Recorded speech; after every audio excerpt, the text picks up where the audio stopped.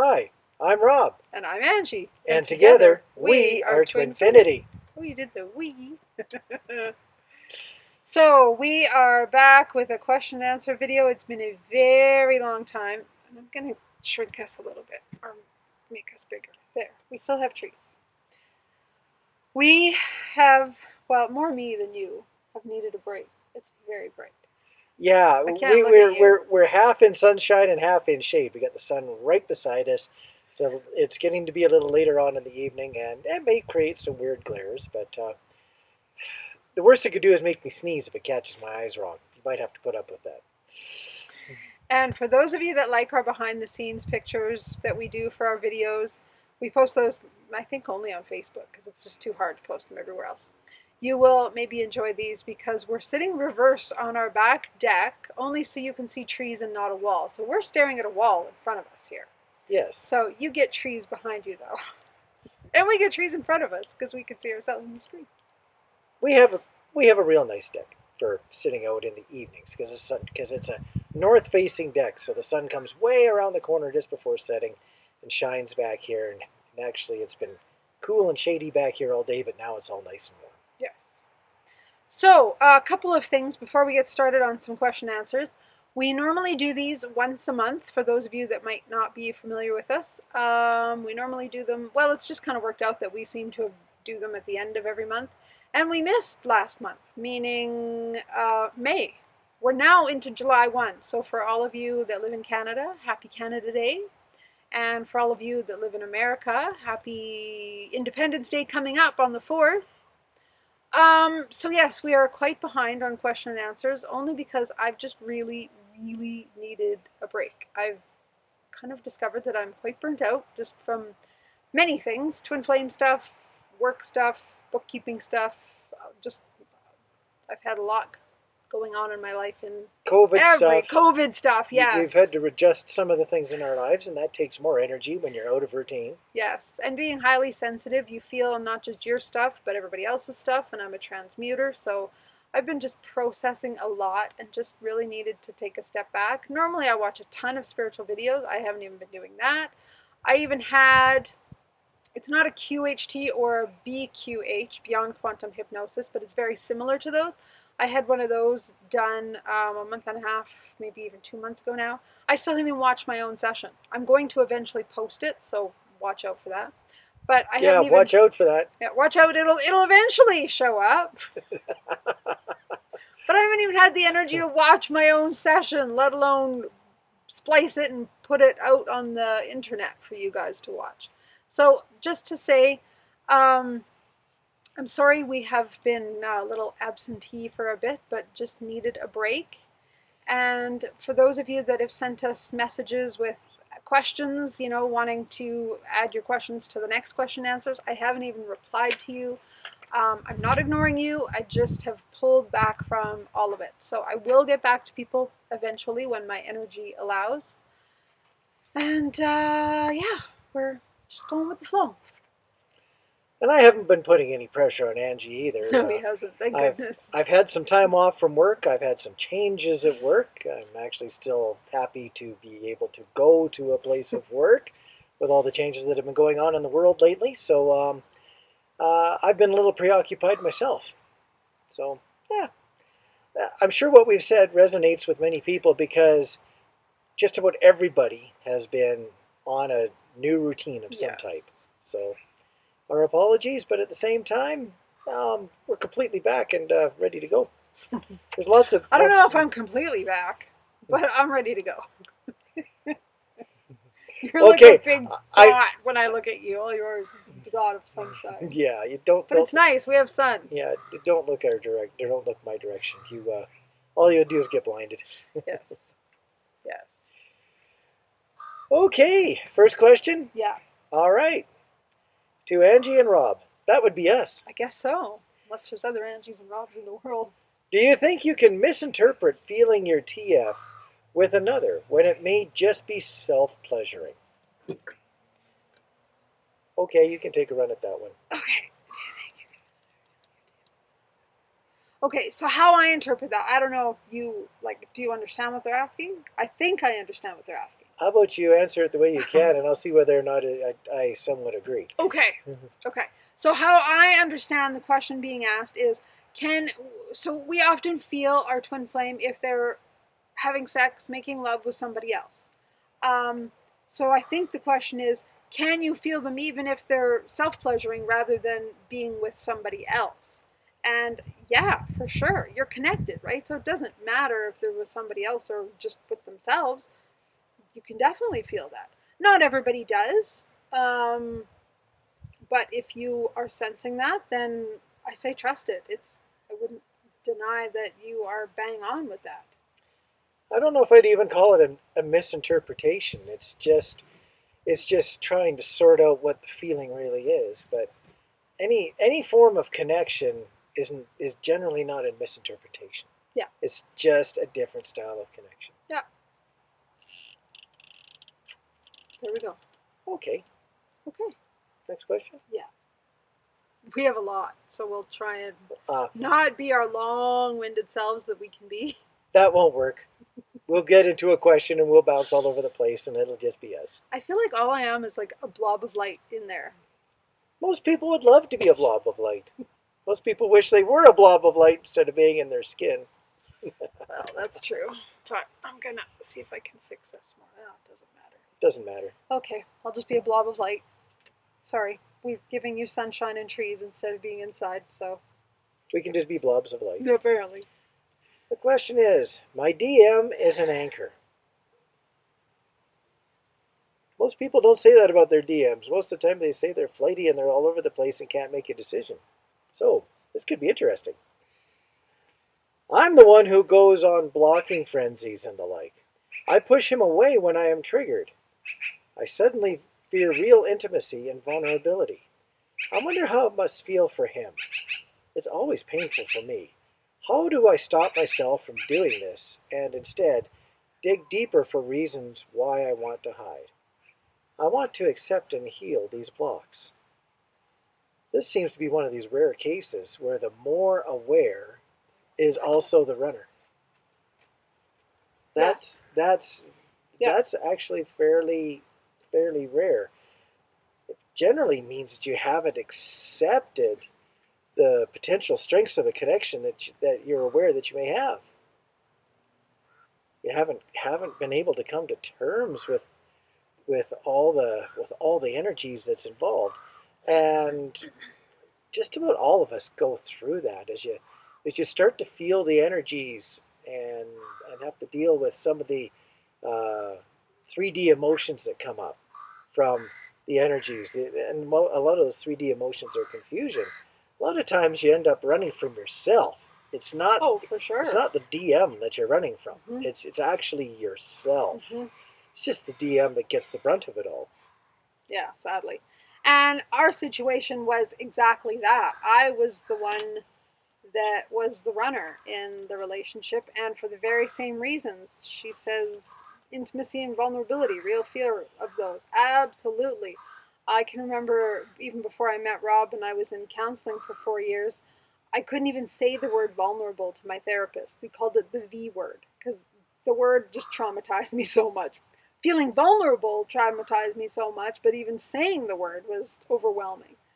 So what I would advise, because you're asking, I want to accept and heal these blocks, is go back to where they started. So why do you feel vulnerable? What is it about intimacy that scares you? What is it about somebody seeing into you scares you? Because if you've watched other of our videos, we talk about what intimacy is, and it stands for into me see. So it's allowing somebody to see fully inside you, to see you without the walls, the blocks, the protection around you. And that's why the runners run, because it's so overwhelming. We're like, I don't want somebody seeing all that. There's too much inside me that I fear them knowing about, so I'm leaving. So find out what it is that scares you. What is it that you're trying to protect? For a lot of us, it's because we had abandonment issues. We're terrified of letting somebody close enough to us and being abandoned. And I had that one big time. So that's often the case, but yours might be more, it might be different. So it's always rooted either in the childhood or even past life. So if you can't find anything in your childhood, if you dig back to your childhood and everything seems clear and fine, maybe look at past life regression, and you might get some answers there. I've had tremendous experiences, positive experiences with past life regression, so that's just why I recommend that as well. Another question embedded in this was, I wonder how it must feel for him. You can answer that. Yeah, when you're dealing with the push and the pull. In other words, when someone is being friendly to you one day and then pushing you away the next. They're pulling you towards them one day and pushing you away the next after that. When it's a constant, inconsistent back and forth for no real reason that the that the divine masculine can understand, it's really difficult. It's hard on the patience. If your divine masculine is exercising patience, yeah, try not to push that too far if you can, because it doesn't last forever.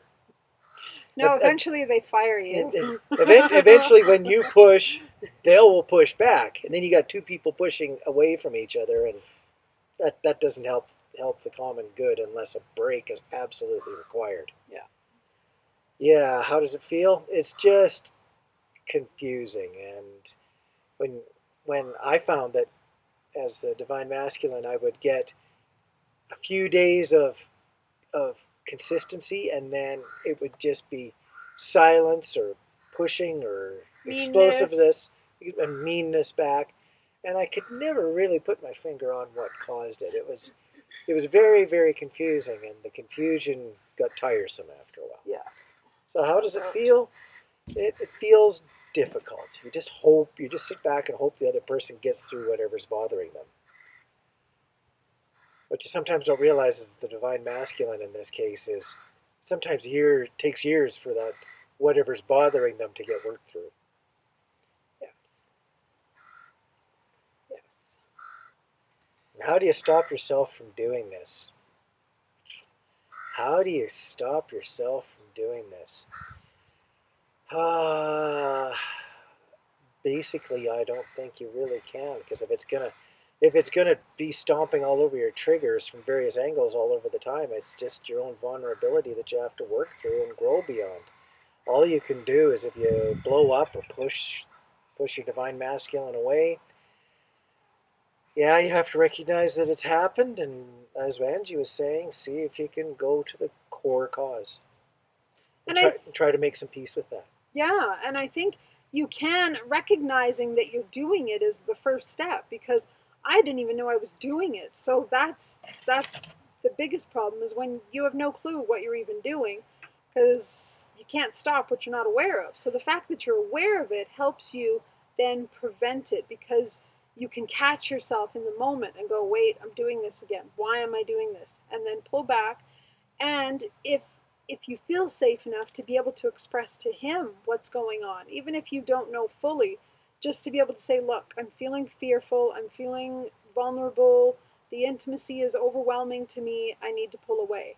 The more you can communicate honestly with him, the better off you will be. And I know that's part of the vulnerability, right? That's part of the, oh my God, then he'll know. And that's another wall that I don't have protecting me anymore.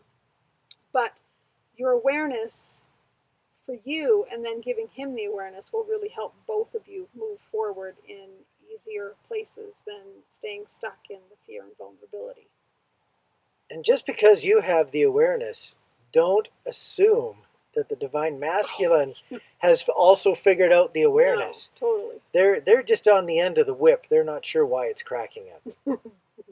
Yeah, they often just don't have a true clue what happened. They may start blaming themselves. Absolutely, they usually do. And they might be doing some of the triggering too. It's very, very common that happens.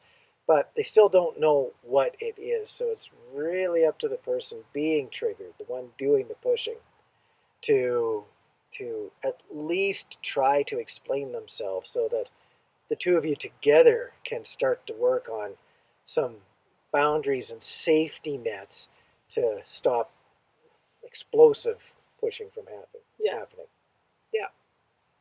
Exactly. Anything else on this one? I don't think so. It's actually one of the very, very good questions. It's interesting when the That's roles are because we reversed. relate to it. 'Cause It's both of our situations. we did that. Yeah, We we did did that a lot. Yeah, it was terribly unfriendly and unkind a lot of the time. All right, next question. My TF broke up with me 4 years ago this coming October. I saw him every few months each year since then. I saw him in January and it was wonderful. I really thought we would be back together. I have grieved every day for 4 years. I don't understand the ghosting, but I am thankful I've read all about it and I'm not crazy. Things are wonderful. Then he disappears. Yes. I wish to marry him. Please tell me how to heal and calm my energy so he will return. I'm 54 and never married. He will be 60. So I like that you said, please tell me how to calm my energy. Yeah, That's I just about stopped right there too. that's huge awareness right there, because you know that because you're connected, his actions are connected to yours. So when you change, he can then change. So yeah, it's about, and this ties in again. We never like reorganize the questions. We just put them in the order we get them. But this ties in a lot with the other one. If you've got, whether your concern is intimacy or vulnerability or abandonment issues or whatever, he's going to feel that whether he's conscious of it or not. He feels it on some level, and that then causes him to pull away. And granted, he probably has his own issues. It's not like it's always one-sided, right? You mirror each other. So if you have things going on, he probably does too. He's probably got the fear and intimacy, vulnerability stuff going on himself, or whatever other issues he's got going on. But for you, it's about balancing your energy, recognizing when you're in balance, when you're not, when you're giving too much, when you're pulling too much from him, or when you're just allowing things and being in your own center. The more you can be in your center, the more you allow him to just be where he needs to be without pulling his energy or pushing his energy. I, To add to that? I've got a couple of comments in regards to this question. Uh, when it comes to the ghosting issue, one needs to understand why they are being ghosted. And there's two things that need to happen there. First of all, you need to be honest with yourself and consistent with yourself and understand yourself so that you are passing on continuously a consistent message. And then once you are being who you are, being honest with yourself and being relatively consistent, that doesn't mean you can't grow, but it's knowing where you are at this point. Yeah. Then you can start to understand, maybe through communication with the other person, why they are ghosting you. Because if they can put their finger on something consistent that is bothering them, that's causing them to step away and block you out, then you can also understand what it is that's actually triggering them. If you are all over the map in well, how about this? Sometimes when you've upset another person, you try to change who you are or what you're communicating to not step on that trigger again. Mm. So you try to do the chameleon thing, just try to please them, please them, please them, Yes. as opposed to being honest with them. If you can honestly, continuously trigger them to the point that they ghost you on the same thing, then you can understand what that trigger is. That's what I'm trying to really say. And then work on the real trigger, not one that was accidentally created because of a reaction to something else. Whew. Sometimes consistency will help with the ghosting because then it keeps it being one or two issues as opposed to, well, there was one thing a while ago, but I haven't heard it since. And then there was something a long time ago that got me, but I haven't heard that since. And it's just chasing after a whole chain of misdirections. That can be just as much of a cause of ghosting as anything, the inconsistency.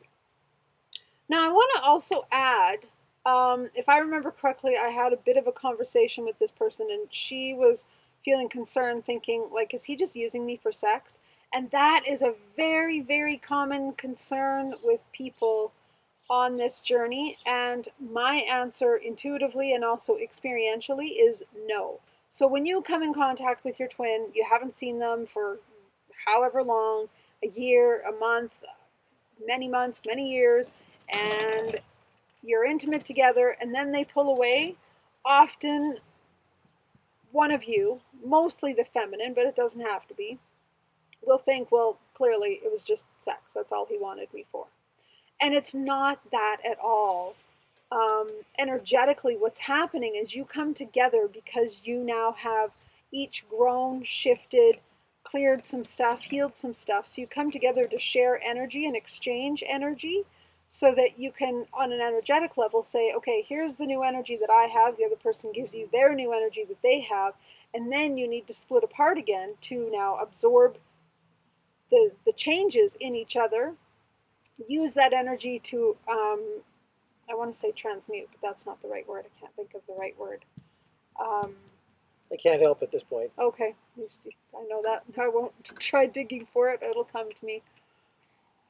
But you want to allow that new energy in each of you to fully process through you energetically to now raise each of your vibrations. So you need time apart. So that's often what's happening on an energetic level, is now you're pulling apart because now you have work to do alone again. I hear the word overload running and running and running through my mind. You know, the two of you get together, and then there's an explosion of energy, and Yeah. one or other or the both get overloaded, and there has to be a pull away to absorb this energy Yeah. and run through it and get it put into a place of safety. Where if you just keep on seeing each other, you'd be so overloaded you wouldn't be able to grow the relationship. You'd be too busy repairing, and there'd be more of a chance of trouble than anything. Yeah. So yeah, usually I'm going to agree with Angie on this. Using, no. Uh, Pulling away to to reload from overload. Wow, where'd that come from? More likely, very more likely. Yeah. And we used to do that. We started out, it was like we were seeing each other every couple of days, and then we'd go to every 2 weeks or so, and then it got longer and longer periods that we would wait in between seeing each other. But it took us years to like fully move on from each other and go into other relationships before we were ready to come back together. And it's because we had energy exchanges to give each other. But then we needed time to process that new energy and let it rebalance within our systems and within our connection before we were ready to come back again. So that's the energetic level. But yes, on the conscious human level, there is still all of that going on, the fear, the triggering, the overwhelm, the all the emotions that happen, and then the person just needs to pull away. But I rarely see it that it's a case of the person is just using you. If they wanted that, they could get it from anybody. Why would they want it specifically from you? I mean, they can use anybody, and I don't mean to be rude by that, but just rationalizing that that's not at all what's happening on an energetic level. So that's my take on it. And just as a little bit of a finisher here too, after there's been a time of a little bit of separation and things have been sorted and filed, then there's the remembrance of how good that time together was, and then it becomes craved again. Yes. Then they can't. Then the couple can't 'Cause wait to get back you're together, ready for more. ready for the next overload. Yeah. And at some point, you would hope that what happens is it doesn't become an overload to the point that separation is still required. But at the same time, it sometimes can take a long time before that level of balance is actually struck instead of overshot. Yeah. Yeah. Exactly. So I think we answered that one. Yeah, Yeah. that was a fun one. That was a fun one. I like that. I'm glad you like that. Okay. Oh, a question right to both of us here. Now that you two have been in physical union for quite some time, do you still push each other's buttons slash triggering? Uh, Yes. This one was a fun one. I actually answered this person. This was a question asked in one of our videos in the comments on YouTube. And I answered him, and I even gave him the example. But I wanted to put this in as a question for everybody because it's a common question people have. And I can't even remember the answer I gave him. I mean, the answer Yeah. is yes. But there was an example that happened. The video he asked this on, there was an example that happened right that day, just before we did the video, and I can't even remember I now what can't. video it You is. see, I can't really remember either, and that's. I would suppose that that's a sign of health because we've learned to go, okay, well, what happened there, and then we look at it and we either work through it or understand what it was and have a good laugh over it, and then it disappears. Yeah. I suppose that just leaves room for the next time, but thankfully we don't trigger each other too often. No. What really is happening in here is that the triggering can still happen. We're still mirroring. We will always mirror. We'll always see, we'll always look into the mirror and see something we don't like, or the other person will just react in a way that we don't understand. I'm gonna bounce to something that happened more or less recently. Angie and I went out. I not can't remember what we were doing, Now I'm but intrigued. but Angie actually displayed a bit of drill sergeant.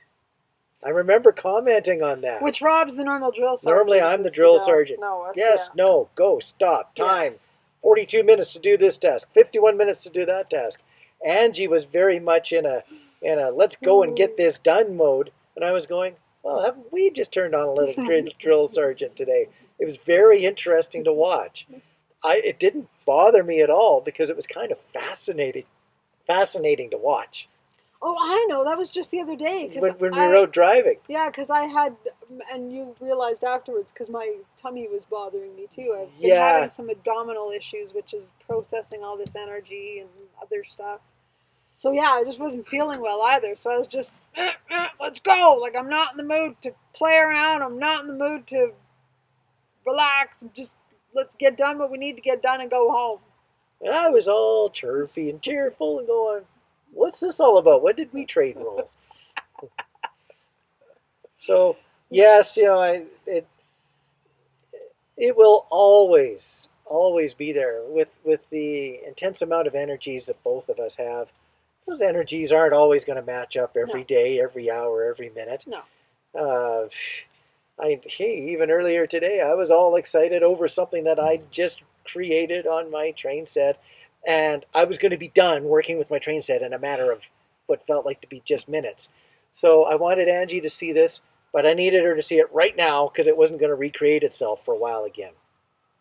So I went upstairs and interrupted her from something that she wanted to do, and gave her the please stop, come see right now because it's not going to be the same in a little while, without really saying that. And yeah, that was my little bit of bossy boots coming out. But I was excited and gentle about it. But it was an excellent opportunity to stomp right on the trigger again. But I just rolled my eyes and went, okay, fine.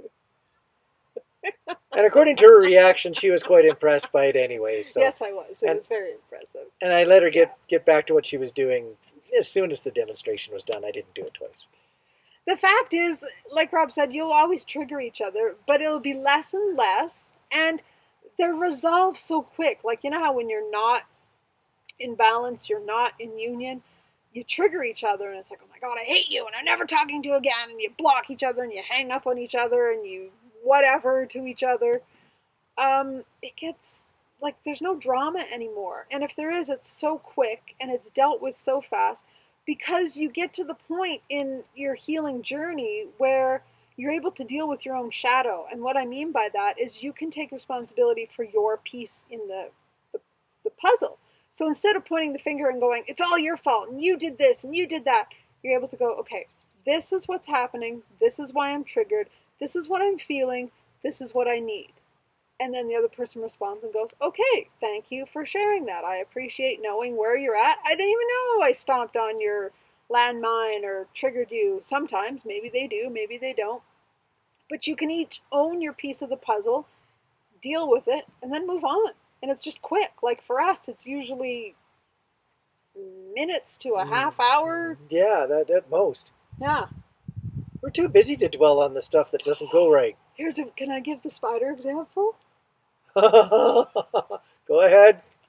Go ahead. She This she was said the S word. Oh. this was just a couple weeks ago, I think, or however long, a month, I don't know. It feels like yesterday and a month ago all at the same time.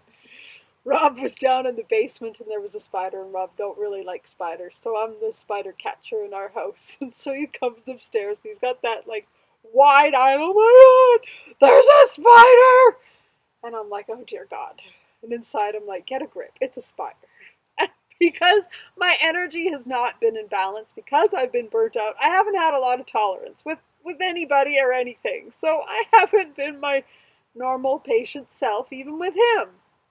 So I go downstairs and I'm like, I don't see the spider.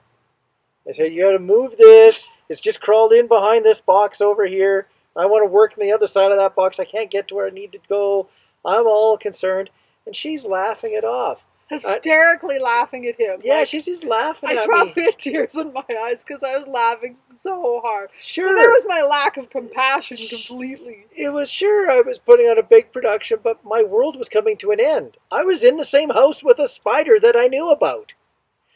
That's not supposed to happen. So funny. Okay. I still have tears when I laugh. See, it's okay for her to laugh now, but in the heat of the moment, I'm going to say these words. I felt very disrespected. Yes, and angry. And Rob doesn't get angry much. I pretty much had to say, like, hey, this is serious. Like, come on.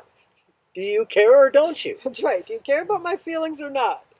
So I found the spider, retrieved the spider. The spider was dealt with. And then I go upstairs and I carry on with whatever I was doing.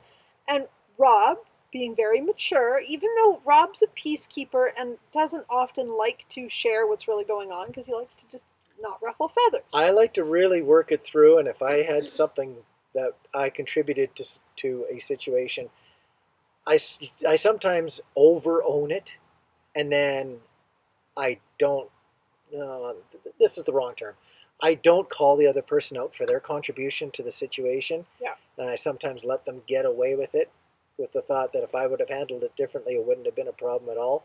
That's called being a peacekeeper. Sometimes you don't resolve things properly, being a peacekeeper. No, exactly. I didn't totally peacekeep. No. I had to come back up and find out why things went the way that they did. Because it also wasn't a normal reaction for Angie either. No. Normally I have compassion. Normally she rolls her eyes and then she gets on with helping me. Yeah.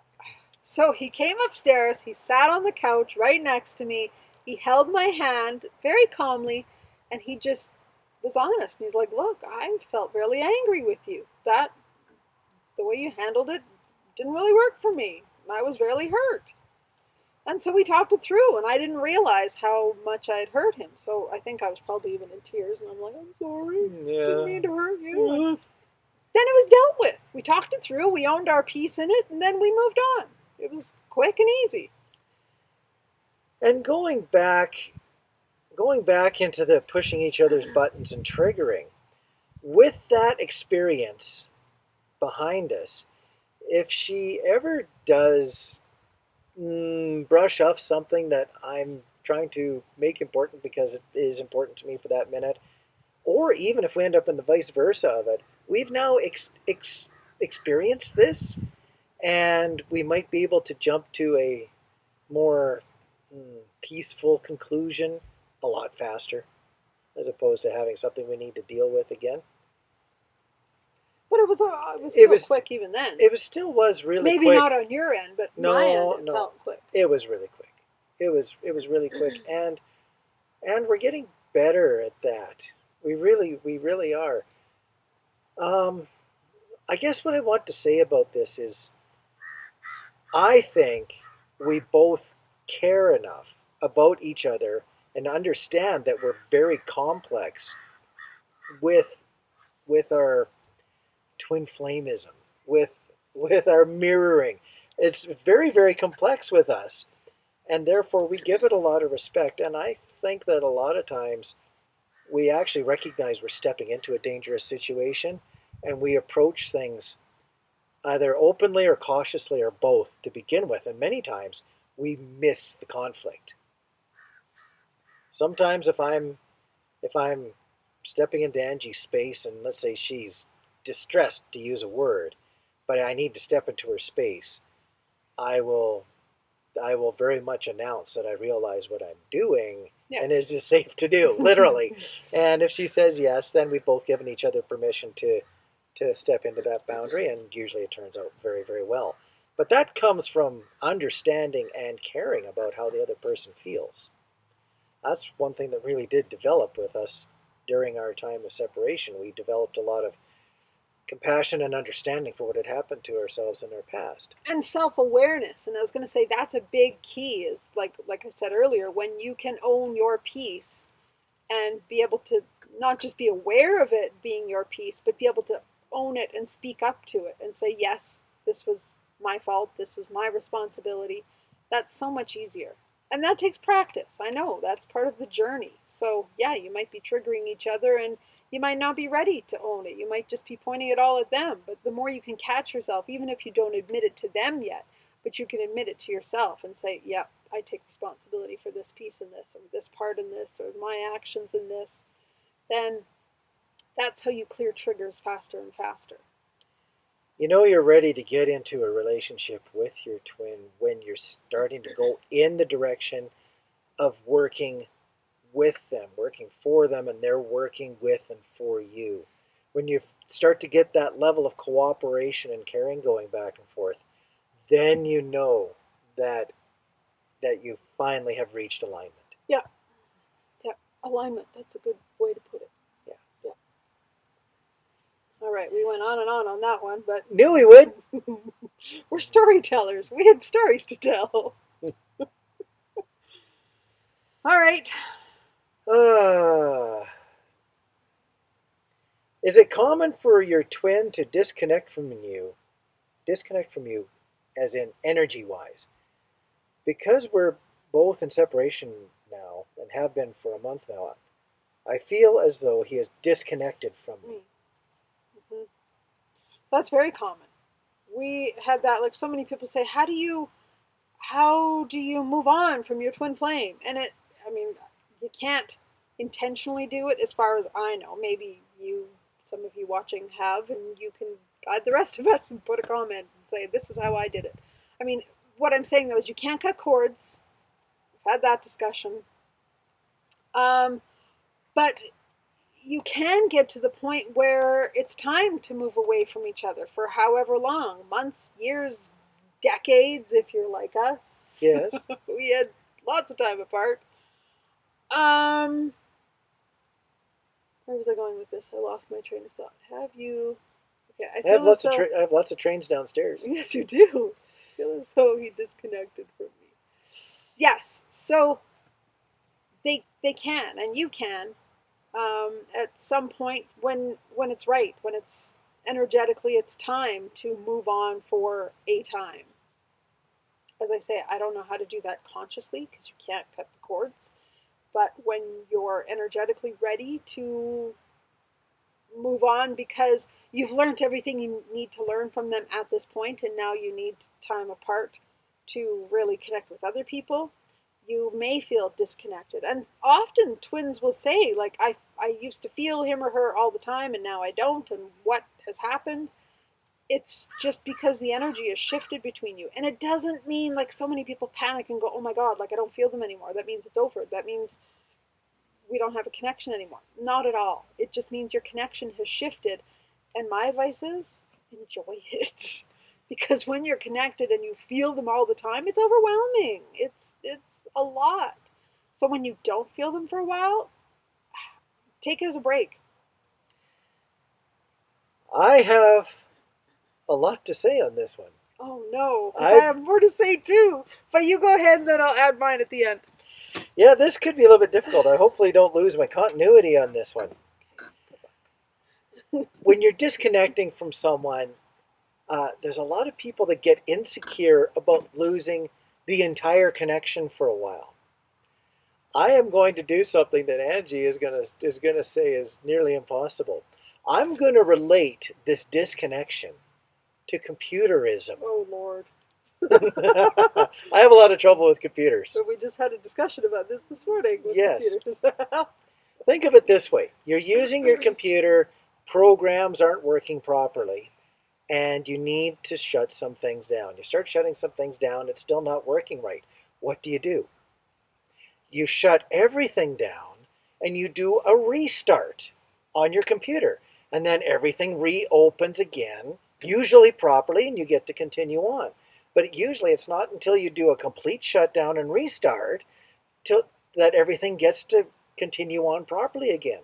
So don't be afraid if you, let's say, disconnect physically, that you also disconnect emotionally and also energetically. Consider it to be like a restart so that everything's got a fresh platform to start from again. That's a great way to put it. So that's what I wanted to relate to. That's an analogy. I love it. Those analogies. Okay, so now that you gave an analogy, I'm going to give my example from our own connection. Because I went through that too. When Rob and I were starting, well, we weren't starting to reunite yet. Consciously, I was doing a lot of energetic work and talking to him telepathically. And he would be there like every second of the day. Like I could hear him, I could feel him. It was so cool. And then all of a sudden for a week, he was gone. Like there was nothing. I couldn't feel him, I couldn't hear him. There was no telepathy. I would like tune into him and there would just be nothing. And I was like, oh my God, it's gone. What happened? And I even meditated on it, and I was told that he was doing some energetic work on a higher level, and he needed the break from us. So I was told, don't worry, he'll be back. And what was really cool is then a week or so later, telepathically, he came to me and explained even more in detail, but he said basically what I got in meditation. And he said he was in spirit being, what was the right word? Not rebooted, but he was getting his own energy kind of reshifted and reactivated. That was the word. Activated so that we could connect even stronger. So he needed time apart from me energetically in order to do this. So he had to distance himself energetically. Now, was the conscious part of him aware of this at all? No. But energetically, that's what was going on, and that's why I couldn't feel him. I had no contact at all with him. Like, it just felt so weird that I used to be able to feel him and talk to him and hear him, and it was gone. But it came back, and it came back stronger. So there's always a reason, and if you can just trust that there's a reason, even if you don't understand what it is or don't get any answers, know that they will come back in their own time. And know that their own time means their own time. It doesn't mean a week, it doesn't mean a month, it doesn't mean a year, it means whenever they need to, whenever it's right. No further comment. Okay. Your Honor. Yes. I didn't say that. We won't go there. Next question. Should I tackle that one or should I go to this one? Might as well do them in order. What are we at time? 42 or 43. Oh, yeah, okay. Yeah, let's just do it. We got time. Yeah. This is one of these questions I believe that I'm going to wish that I actually had read beforehand. But here we go. My twin soul is a beloved atheist, unlike myself, who is a huge believer in God, Goddess, Universe. He believes/knows without a doubt that there is no afterlife and is certain that when he dies, he disappears. What if he dies and disappears just as he expects to the power of his perspective, choice, and will? Do you think that that is possible? It means he's abandoning me. No. It means he's abandoning me. We're already in separation and in our mid-60s with no foreseeable chance of ever seeing each other again, let alone being in union. He doesn't believe in twin souls. He's married, and as beautiful as our unique, secret, long distance friendship is, he's made it quite clear that his wife is the only woman he will ever love. I never see a hint of him having 5D awareness, but I feel his love for me almost all the time.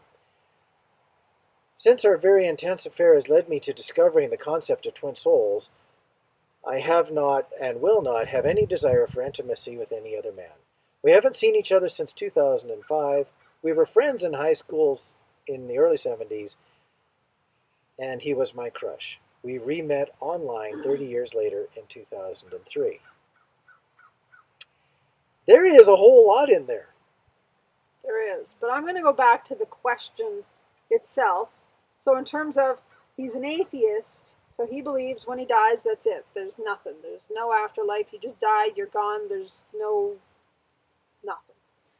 And so she's wanting to know, because that's his belief, can he make it his reality, even if she doesn't think it's a reality?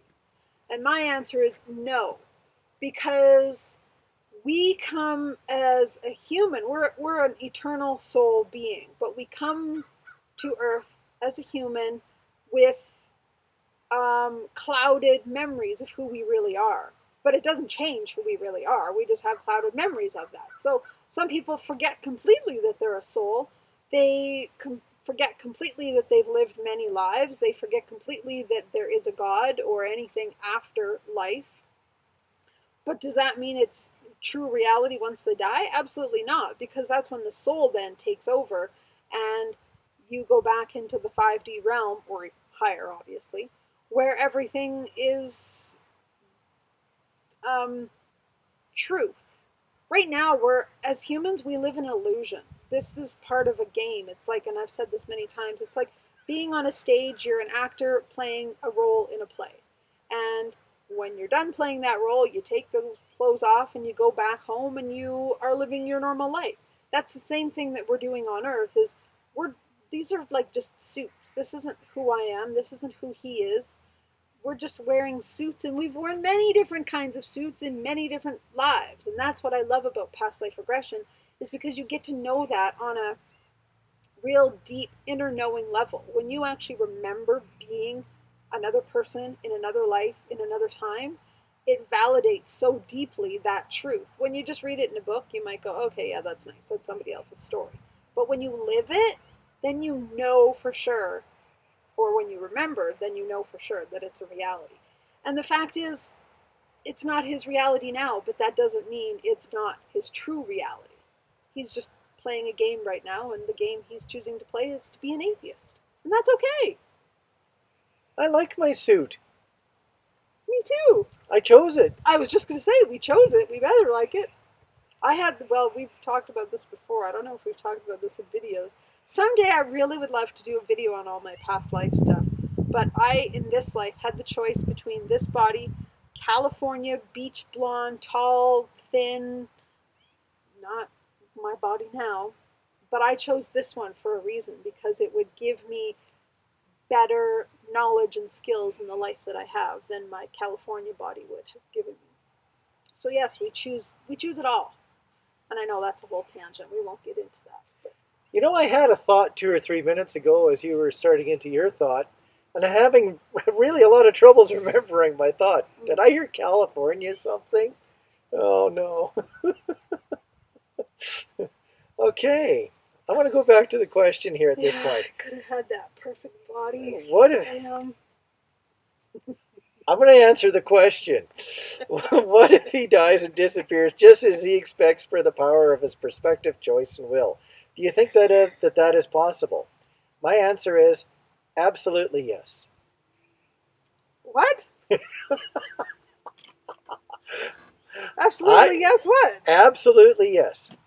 If that is the growth experience that not necessarily he needs, but his portion of the soul needs to show you what it's like to be alone, he could blink out of one life and blink right into another without ever having even realized that he has passed from one phase of life into another phase of life. I believe that is possible, and therefore it could be a lesson that his portion of the soul needs to learn, or it could be an example of what it takes for your portion of the soul to live on its own, even in between lives. It's to be completely separated for a while to the point that your other half of your soul won't recognize you or even recognize its existence outside of this plane and planet. So yes, I believe it's possible to blink out of one life and right into another without any interlude. It's just I can't really foresee whether it would be anywhere near common. I don't know what purpose it could serve other than just being a form of education for something that just hasn't been quite learned by the soul yet. Well, if your soul has agreed to that, sure. Now, I'm gonna not totally disagree with you, but I am gonna interject one little piece, is that twin flames, twin souls are, and this is not an ego thing, so please know that we're not saying we're better as twin flames and twin souls, but we are more advanced souls, only meaning we've been here on Earth many more times than the average soul. And we're also, most of us are starseeds, meaning we come from other planets. So we have had lives on other planets that are more advanced. So again, that does not make us better than any other human being. It doesn't make us better than any other soul. And what it seems like in many cases is that it just throws stronger challenges at us. Well, we choose stronger challenges because we're on a higher growth path. There's a lot of people that just come to Earth for the experience of, okay, let's play a role. This looks fun.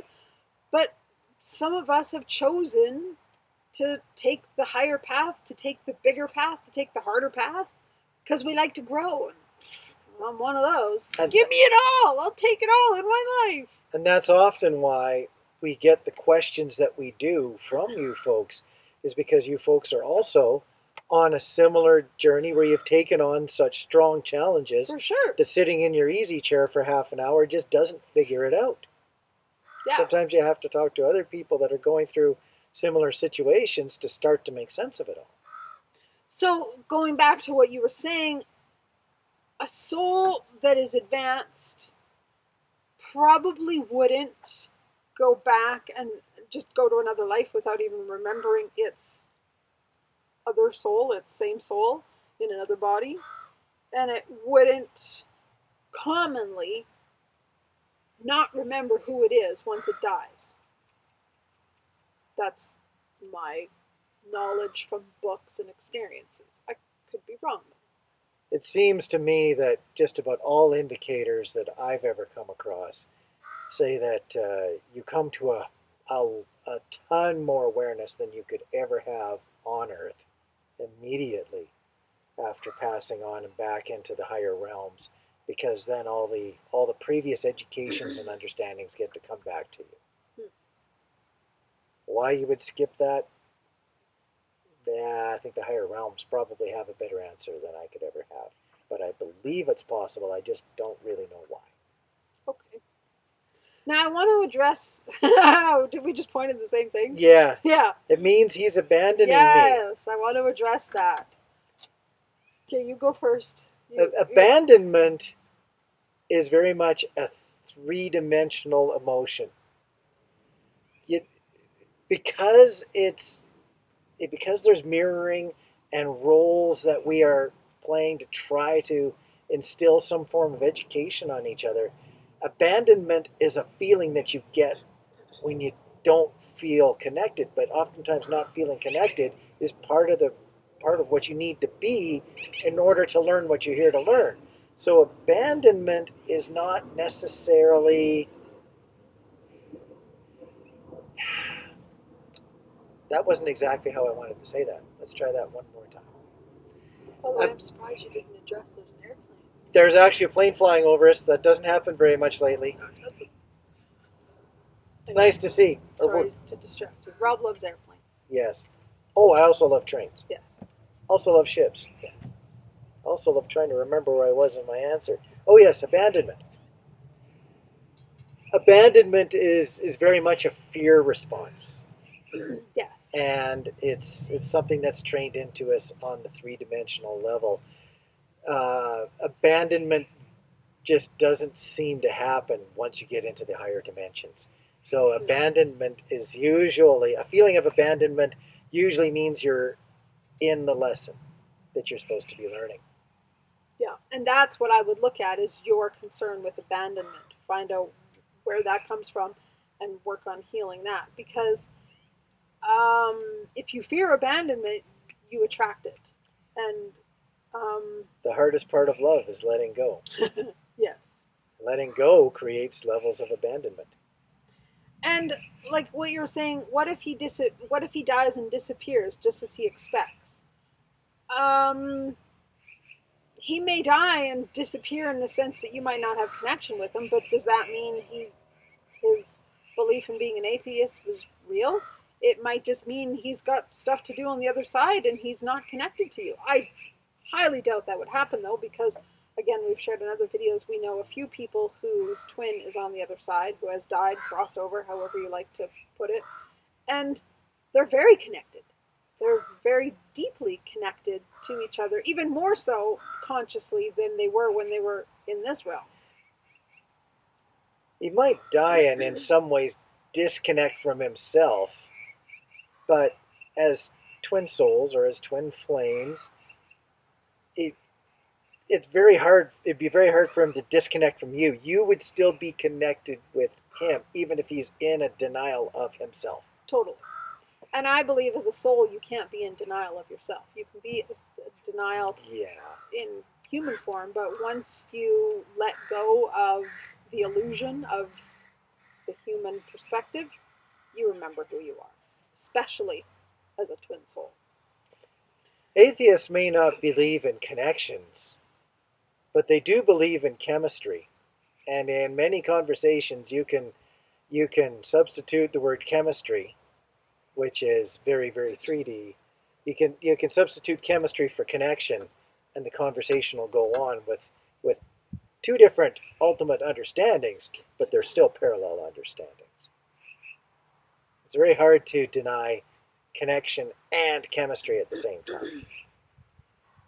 If a person completely lacked chemistry, they wouldn't have had the chemistry it took to decide to get married to someone, which is a choice of one over the other, which could be very chemical for an atheist. Okay. Whew. Yeah. If anybody other than me understood that, please let me know. Okay, next question. What are we at for time? We got time for one more. I wasn't quite done with this whole bit of never going to get together, secret long distance friendship. Will only ever love his wife. Yeah, only ever love his wife. Never have intimacy with any other man. Okay. That's all fair. I feel a little sad. I think the word is tragic with that. That's my word. Yeah, you like the word tragic. Tonight, I have to say. Yeah, I've got an edge of chair in the back of my leg right there. Me too. That's okay. We'll carry on. It's because we're sitting backwards in the system of sitting forwards. I think we're trying to lean back and talk forward at the same time. I don't know. Keep going. Okay. No, that seems to be tragic almost to the point of being martyristic. Seems like that she is blocking any other forms of opportunity for growth. All I can say is at least be social with other people. Join a bridge club. Go bowling. Enjoy life. And if those little bits and pieces of intimacy can't be had with anybody else, well, at least you're having a great life around all of that. That's all I can say to that. Okay. I could go on a whole other tangent, so I'm just not even going to go there. You have to tell me what that tangent is someday. Maybe. Oh, I just read the next question. This question I could totally prepare for, and I'm not ready for it. But I'm going to try it. Did songs speak to you both? Do you feel song lyrics were a message from both of your higher selves? Yeah, Yes. I have had some songs that I would consider to be songs that either have a small portion of lyric that apply to us, or applies to Angie, or applies to me. There's one song that I call Angie's theme song. Our computer went to sleep It, because it, that's our warning that it's an hour. Train, Drops of Jupiter. Yeah. That song was conceived from someone who had watched somebody like Angie go through what Angie went through. And when that song came out, I went, yeah, that's pretty much the perspective I had for Angie. And yeah, I got that song in my repertoire collection of stuff. Yeah. And it even talks in there about drinking lattes, and I drink Yeah. lattes. I drink green tea lattes. So it's kind of funny that even that little piece is in there. Yeah, there's tons of And, songs, and that's very common for Twin Flames. and Very, very common. and did you miss me while you were looking for yourself Self out there? Yep. In other words, yep, I'm still around. Where are you? You're back? Are you really back? What happened? Tell me about it. Yep. And did you think of me? So yes, songs are very, very common. That's often one of the easiest ways twin flames will communicate with each other telepathically, is through music. So often you'll like either be humming a song and you don't even know it, and then you'll go play it and you'll be like, oh my god, these lyrics speak right to my soul, and they speak like from my twin flame to my soul. Or you'll hear a song on the radio and it just hits you on like a deep, deep level, and then again you go read the lyrics and you're just like, wow. Or how many Very times common. do you have a song that you've listened to 30 or 40 times, and then all of a sudden you don't know every lyric to the song, or maybe you hear it just slightly differently once, Yeah. and then you have to go Google the lyrics and read them through and go, why is this all of a sudden hitting me? Yeah. It's had its divine timing. It's time to pay attention to that song. Yeah. Totally. So are we gonna end there? Oh, you know what? Let's do this last one, because this person asked this a while ago, which means the rest of you asked these a while ago too, because they're in order. They're all about. But I do remember this one, and she even said, when do you do your videos? Because she was going to watch for the next question and answer video. And it's been like a month longer than it was supposed to be, so I'm sorry. Divine timing, though. I want to say this, though. So many people will come to us and say, oh my god, I never thought you were going to answer my question, It's because been it months, took a while. weeks, or sometime. But then they'll say it was the perfect time. I even had one girl not even that long ago, and I'm sorry I haven't even responded to your message yet, because I haven't responded to any messages, even friends I've just been quiet with. But she said, I can't believe this. You replied to me long time ago. I just got your message now, because technology, that's the way it works, and because spiritually you get what you need when you need it. And she said, your answer was perfect when I got it. I've been waiting for months thinking I was never going to get an answer, and yet you replied a long time ago, but I only got it now, and it was what I needed to hear right at that moment.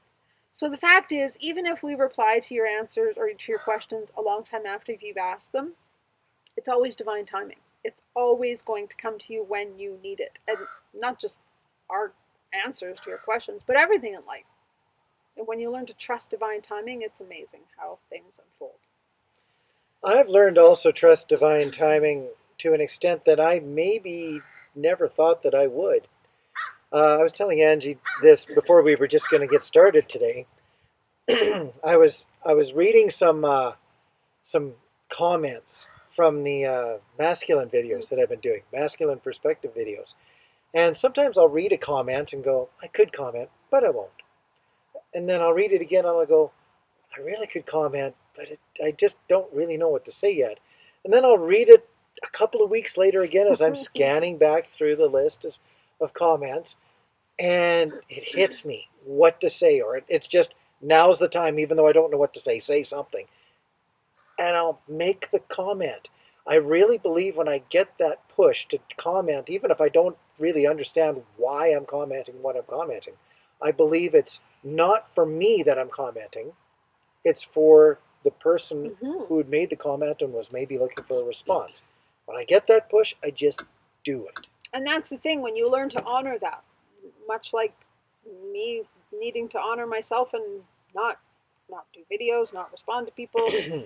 Just when you learn to listen to that inner call, that's learning to be more in balance with yourself. And yeah, like you said, when you know, okay, now it's time to respond. Yeah. Yeah. So back to this person's question, because she did ask it a while ago, and I want to make sure we get it in this video and not the next one. I'm going to throw an extra word in here and see whether or not I change the slant of the question. Okay. Not that I want to, just I hope I clarify it a bit. When we pray to God for union, is that also a push of energy onto our twin flame? Should we stop praying? No. Until you have an answer or a feeling or a closure to a question, it's okay to just keep on praying on it, because a lot of times you'll change something, just like I changed a couple of words in the question. You'll change the direction of the question so that it becomes something that is answered by divinity, just to throw a word out there, whether it's creator, however you see divinity. Mm-hmm. There is a lot of school of thoughts out there that when we pray, it goes through a hierarchy. It goes to, let's say, a lower realm of angels to a higher realm of angels and then to creator. Sometimes a higher realm of angels, let's say an archangel, can answer the question. Or maybe it needs to go higher yet into the various other realms of angels. My hand just disappeared from the screen. It's way up there. But should we stop praying? No, not until you're satisfied that the timing is correct. Don't stop praying out of fear of anything else. Stop praying when it feels right. And that, again, is almost like a divine timing thing. Yes. Sometimes it's when you stop asking the question at the right time that the answer finally comes. So if you haven't got your answer, keep asking. I'm going to answer this differently, and I'm going to try not to make this long, but this is part of my passion, so I can get over long-winded. So when you understand, and if you watch or are familiar with Abraham Hicks at all, this will make more sense. And if you're not, I encourage you to check them out. I won't get into who they are and what they are. You can do your own research. But basically, the understanding is that anything that you desire is possible, because then why you wouldn't desire it? You wouldn't desire it if it wasn't possible. It wouldn't even be put into your realm of thought if it didn't have possibility. So the fact that you desire union means that it's possible.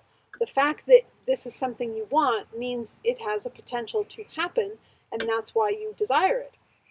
So there's nothing wrong with asking for it. There's nothing wrong with hoping for it. There's nothing wrong with wanting it.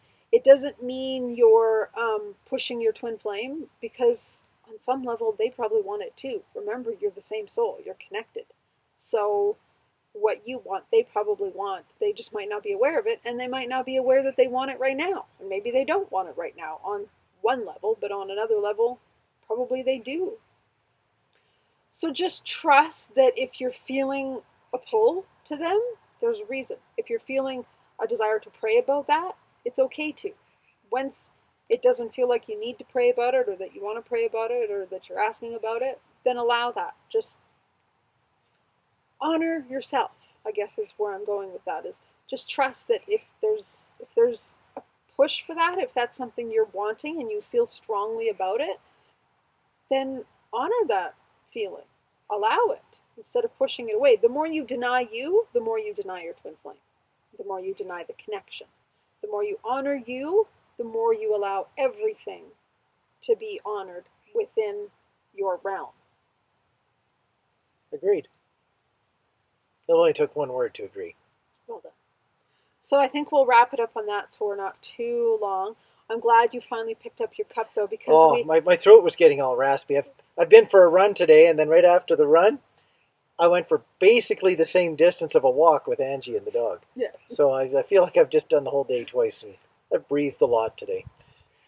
Yeah, lived of your cup. We wanted to show these because we were just gifted these by one of our local twin flames that we went out for tea with last week. So we wanted to thank her. She does have her own channel, and I am remiss in remembering that. Maybe I'll put it in the comments if I remember.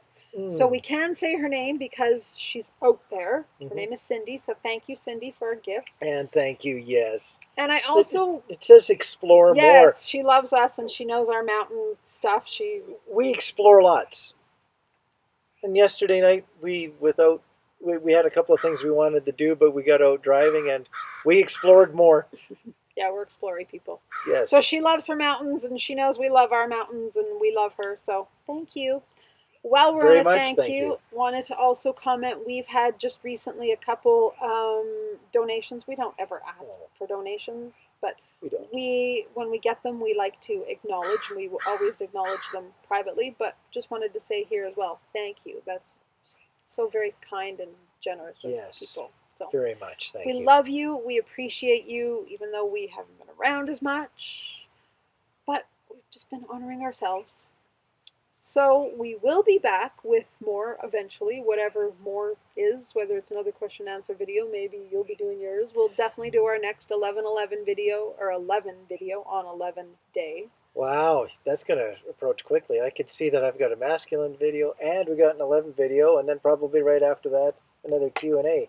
And I still have my Beyond Quantum Healing session to post because a lot came through on that. A lot about Palladian stuff, a lot about how to work through what's going on our Earth right now.